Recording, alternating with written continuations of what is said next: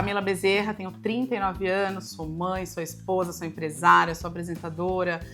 Eu entrei nesse universo automotivo há 19 anos atrás e eu não tenho nenhuma história romântica, aquelas histórias de meu pai, meu avô, de inspiração, tal, não tenho.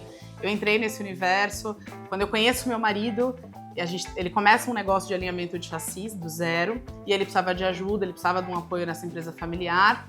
E eu trabalhava no aeroporto, eu vinha do mundo do turismo, outra vibe.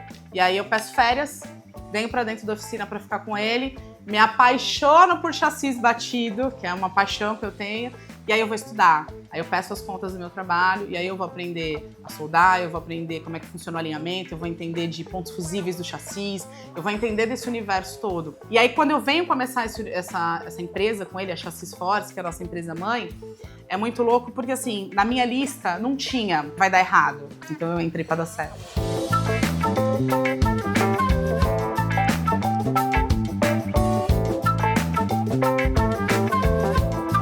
Colocar a mão na massa, né? Uma pergunta muito legal de se falar. No geral, a galera acha que a mulher só vai pro escritório, ou a nomenclatura, né? A galera de escritório. Eu tinha que fazer as duas coisas, então eu tinha que fazer o administrativo para ele, mas o jeito de eu aprender era ir para embaixo da valeta.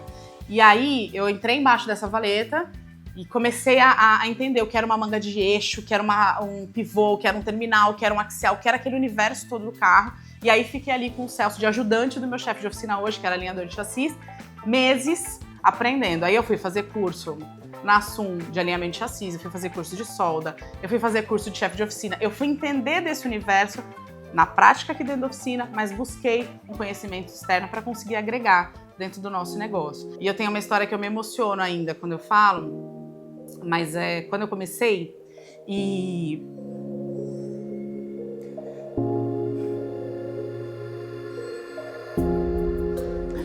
pro meu pai foi muito difícil, porque a filha que saiu da faculdade, da grana que ele gastou com estudos e tudo mais, e tinha vindo parar numa oficina. E eu tenho uma imagem muito louca que eu tava embaixo da valeta, porque na valeta eu fico em pé e eu vejo quem tá vindo da rua, que é uma outra entrada da oficina. E quando eu tô ali naquela valeta, eu vejo meu pai saindo chorando, cara. Aquilo me matou. Porque ele saiu com aquela certeza de que, putz, por que ela tá fazendo isso? Não vai dar certo. Né? Não é nada disso, não foi isso que eu quis pra ela. Ela começou um relacionamento, um casamento e mudou toda a vida profissional. Mas é muito legal os anos foram passando, ele foi entendendo que era aquilo que eu queria fazer, que era aquilo que eu tava crescendo profissionalmente, era aquilo que tava dando certo, era aquilo que tava funcionando.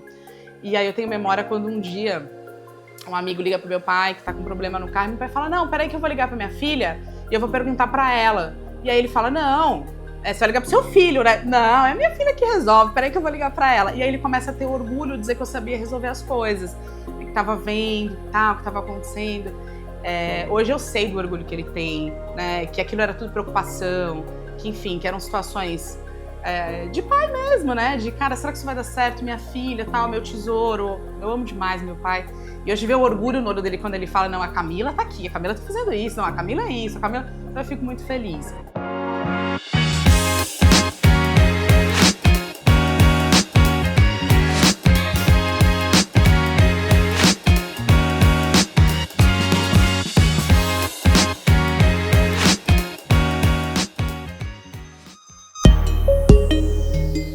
Quando eu comecei há 19 anos atrás, eu tinha 20 aninhos.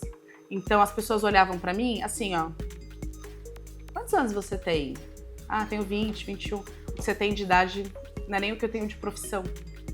Então assim, essas falas dos meninos eram muito cruéis muitas vezes. Então, eu fui muito motivo de chacota muitas vezes em concessionárias, em reuniões grandes e tal, porque eu era uma menina de 20 e poucos anos. Então eu tive que criar uma casca muito forte para conseguir sobreviver com eles, então eu chutei muita porta, eu bati muita mesa, até que eu fui entendendo esse equilíbrio. Então assim, eu tive todas essas fases com a equipe também, porque a gente é ser humano e a gente emana aquilo que a gente está no momento. Hoje eu consigo enxergar e entender que o que a gente precisa é de muito respeito, é de muito diálogo. As pessoas estão doentes porque não sabem se comunicar. E eu tô falando de empresa mesmo. A galera acha que tá subentendido aquilo que ela falou, tá subentendido. Isso serve pra casamento também. Ah, não, mas ele tem que entender que ele tinha que fazer. Seja claro, fale o que você precisa, converse mais, alinhe mais as coisas. Então, quando eu entendi que a comunicação, o diálogo dessa gestão de pessoas podia mudar o meu jogo, foi quando eu fui mudando como pessoa e fui alinhando.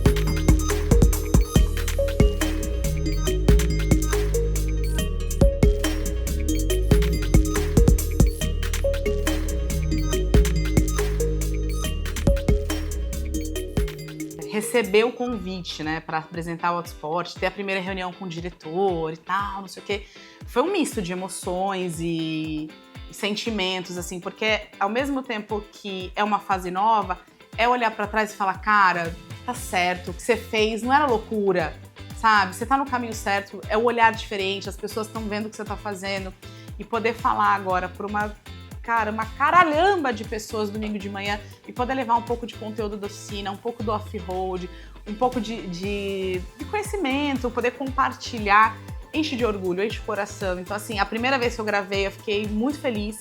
Foi um presente muito grande a equipe que ele me proporcionou, porque tinha duas pessoas que eu já conhecia, então foram elas que me abraçaram e a gente começou isso. E foi um ano todo de aprendizado, assim. Então eu sou muito grata à vida, sou muito grata a todas as oportunidades.